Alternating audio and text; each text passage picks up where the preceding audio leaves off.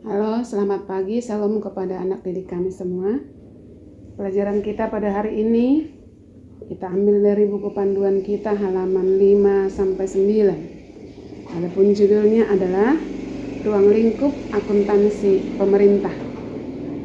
Yang dibahas di dalam ruang lingkup akuntansi pemerintah ini kita ambil dari dua ketentuan.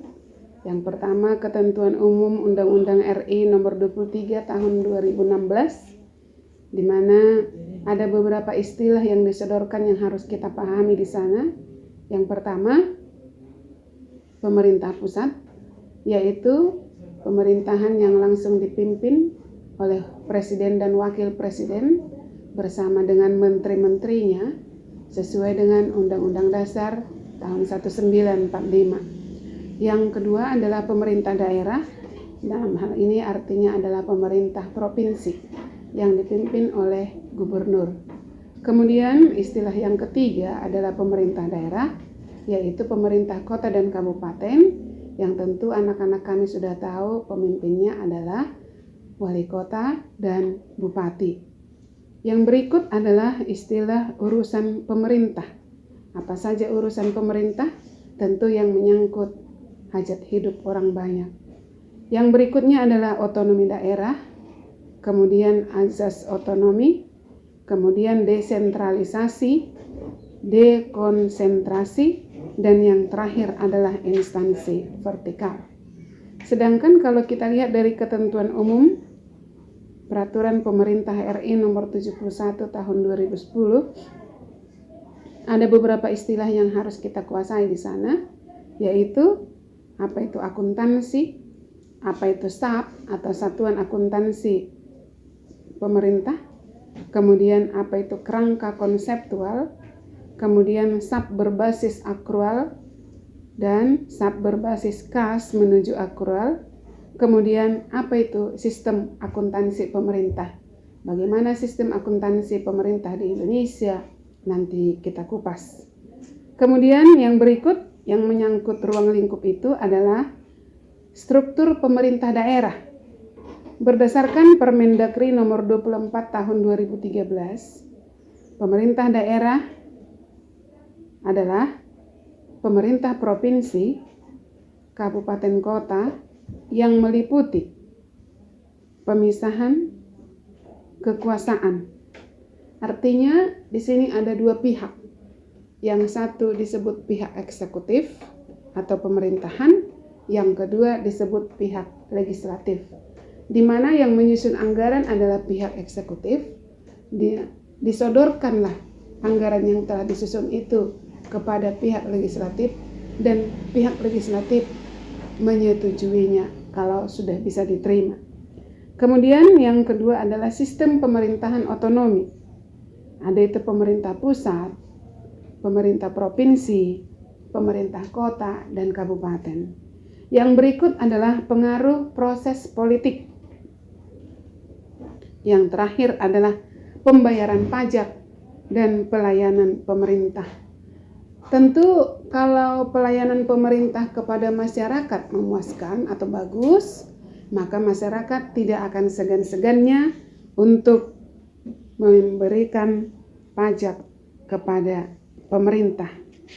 Yang berikut adalah akuntansi pemerintah. Menurut Permendagri nomor 64 tahun 2013, seperti bisa Anda lihat di halaman 8, akuntansi itu adalah proses identifikasi, pencatatan, pengukuran, pengklasifikasian, dan pengiktisaran transaksi keuangan dengan tujuan menyajikan laporan keuangan dengan bagus untuk bermanfaat kepada semua pihak. Akuntansi pemerintah sendiri ada beberapa ahli yang memberikan pendapat. Yang pertama, menurut Refrison Baswer tahun 2000 halaman 7, bahwa akuntansi pemerintah adalah seperti yang Anda lihat pada buku kita, merupakan bidang akuntansi yang berkaitan dengan lembaga pemerintahan dan lembaga-lembaga lainnya yang bertujuan tidak untuk mencari laba. Yang berikut menurut Bapak Abdul Halim tahun 2002 halaman 143, akuntansi pemerintah adalah sebuah kegiatan dalam rangka menyediakan informasi kuantitatif, terutama yang bersifat keuangan, dan entitas pemerintah untuk pengambilan keputusan ekonomi yang bersumber dari pihak-pihak yang berkepentingan dari berbagai alternatif atau tindakan. Yang terakhir adalah apa itu karakteristik akuntansi pemerintah. Ada 6 karakteristik dari akuntansi pemerintah. Yang pertama, pemerintah tidak berorientasi laba. Artinya pemerintah itu mengutamakan pelayanan.